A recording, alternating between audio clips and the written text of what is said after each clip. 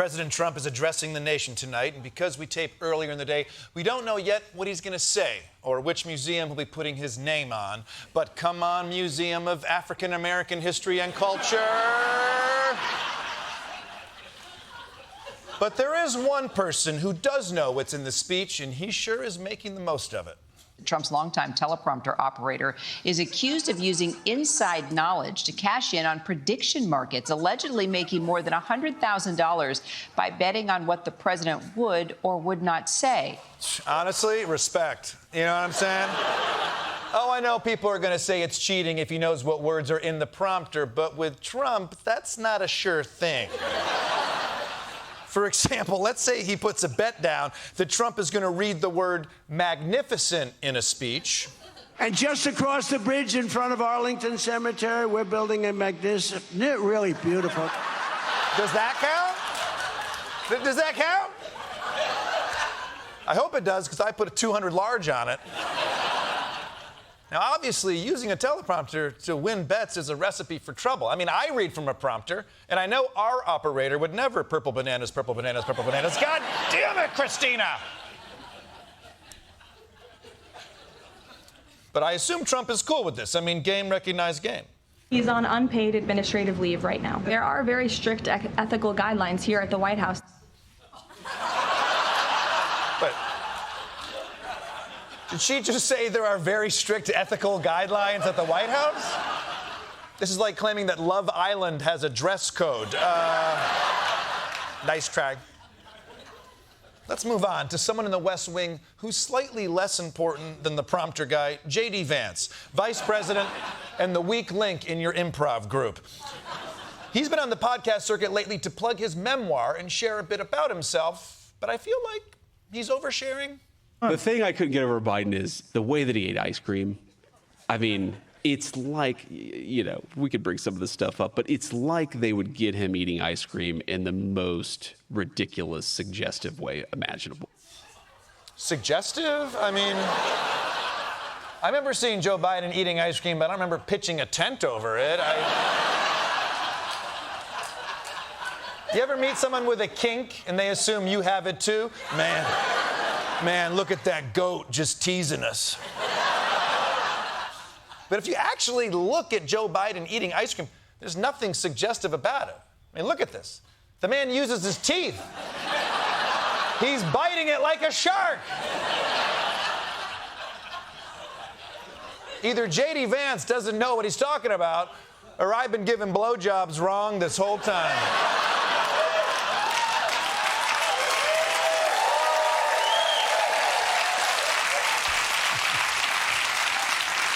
But Rocky Road isn't Vance's only sexual food hang-up. You know how politicians are always being photographed awkwardly eating food at a state fair? JD is not going to let that happen to him. You'd have to be a very manly man to be able to eat confidently eat a corn dog. Yeah, I don't know that I could do it, Joe. I eat them. They're good. Yeah, but they taste good. Are you I love corn dogs. I try to eat my corn dogs. That's between me and my kitchen. That's between you and your kitchen?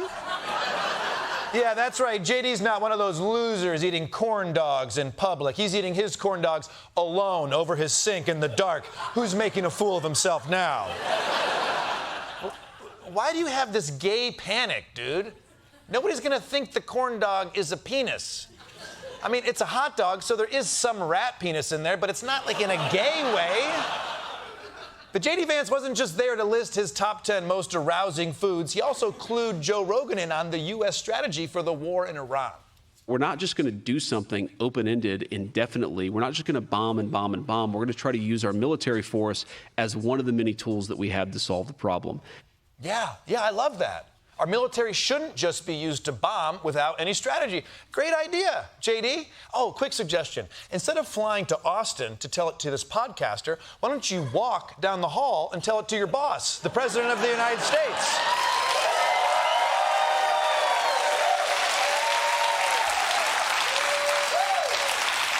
Because so far, his strategy is bomb, and I like your strategy of don't do bomb, which I hope is for strategic reasons and not just because the shape of a missile makes you uncomfortably horny.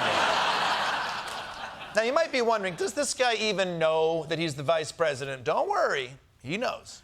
Like, my life is, dude, totally transformed. I don't go to the grocery store anymore. People go to the grocery store for me. Dude, that's awesome. Maybe you should go to the grocery store? You might learn some stuff. Like, oh, were beans always $85? No, they weren't. And it's actually your job to fix it. But still, the vice president wants people to know that even though he doesn't do his own grocery shopping, he's still JD from the block. But it can become the sort of thing that if you internalize it, you start to be an entitled asshole. Yeah. You see? He's self-aware. Don't forget, this guy is from rural Ohio. He grew up poor. So he's not about to exploit his newfound privilege at taxpayers' expense, right? Right? Some of the Secret Service agents assigned to protect Vice President JD Vance say they're, quote, fed up with his personal and family travel requests. Just last Thursday, the family demanded that agents join a military helicopter crew to fly his young son to his golf lesson across town. They have also used the choppers to house hunt in Virginia. All right. Now, first off, if you're trying to get the best deal on a new house, maybe don't show up in a helicopter. I can't go over 1.5. Money's tight. I said money is tight. It's the Secret Service who blew the whistle. Do you know how overbearing you have to be if the people who signed up to take a bullet for you are like, whoa, this guy is a diva? Let's move on to Pete Hegseth, Secretary of Defense and the personification of suns out, guns out. Because he has nothing else going on right now, he came out with an important message for the troops. We have the most elite warriors on the face of the earth. While we invest heavily in our weapon systems, platforms, and gear, our most decisive tactical advantage will always be the individual warfighter. We have a sacred duty to maintain that advantage, which is why we must constantly look for new ways to optimize your performance, your resilience, and your long-term health. Awesome. You know, I thought this guy was just a walking word salad of military cliches, but no. He cares about the troops. And there's so much to do. We could fix the VA, give our troops some mental health care. For once, I could feel good about where our money is going. So what's the priority here, Petey?